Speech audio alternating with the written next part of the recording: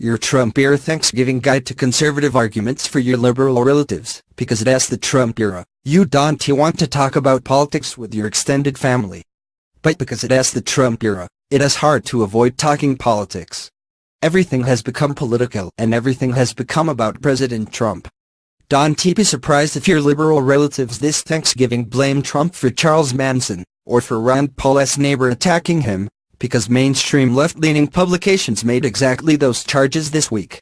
Trump, you may hear over dinner on Thursday, is ruining sex, women's golf, football, marriages, and everything else. As a result, even if you steer the conversation away from politics, somehow Trump will come up. Heck, your nephew Trevor's phone will probably ding in the middle of the second pie course with an alert that Trump tweeted. So avoiding Trump talk is not an option. Here's one idea for my fellow conservatives out there: find the few things Trump is doing well that no good liberal could object to. Start with the tax plan. Not the whole tax plan. You'll never convince your aunts Linda and Carol that reducing the corporate rate is anything other than a giveaway to big business. Also, don't try to correct the error the aunts believe that the bill would cut taxes for corporate jets. That is an object of faith now on the left. But here's something your liberal relatives should like. The tax bill would limit the deductibility of mortgage interest to the first $500,000 in debt. So a guy with a $3 million mansion, say, Tom Steyer or Al Franken, would get the same deduction, dollar-wise, under this plan as the person with the $600,000 home. The mortgage interest deduction is primarily a subsidy for real estate agents who use the deduction to talk buyers into buying more house than they could otherwise afford. Mortgage bankers and home builders also love the mortgage deduction. So Trump is curbing a special interest tax break for the wealthy. You could also point to Trump's Food and Drug Administration. The FDA has spent plenty of time and effort getting more generic drugs on the market in many categories. October saw more generic drug approvals than any month in history. This means those expensive name-brand drugs now see low-cost generic competition sooner. Trust me, Trevor will be pleased about sticking it to Big Pharma. Aunts Carol and Linda aren't very price-sensitive because of Medicare, but Trevor's fiancée, they don't have a wedding date yet, should like the populist benefit of lower prices for everyone. How is it going so far? You may be running into the Trump effect.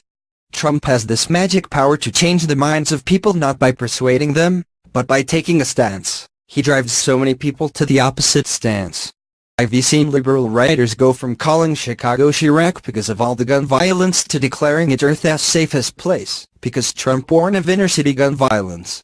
I've even seen liberals complain about doubling the standard deduction, a massive tax cut for the working class and middle class worth $0 to the wealthy once Trump got behind it. Even Trump's talk of opposing an AT&T Time Warner merger is getting guff from the left. So it is possible Kate will decide generic drugs are bad, actually, or that mansion tax deductions are good. But if your liberal relatives can think on their own, they might be with you so far. So here's a daring one, Justice Neil Gorsuch. Yes, they'll hate him because he won't pretend the Constitution protects abortion, and because they think that Supreme Court seat was stolen by Republican obstruction of Obama's nominee Merrick Garland. So this is risky. But here you go, one of Gorsuch's most profound rulings came in Yellow Bear v. Lampert. Andrew Yellow Bear is a member of the Northern Arapaho tribe, and a federal prisoner. That is, he should be sympathetic to your relatives, because he is an ethnic and religious minority at the hands of law enforcement. And law enforcement has treated him badly. They won't give him access to the sweat lodge he wants for religious purposes, because escorting him there required extra resources.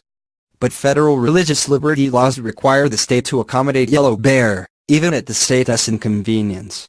Yellow Bear lost his court case, but then appealed. Gorsuch heard his appeal and ruled in his favor. A powerful man using his power to protect a vulnerable religious and ethnic minority being misused by law enforcement. This ought to get a nod of approval from your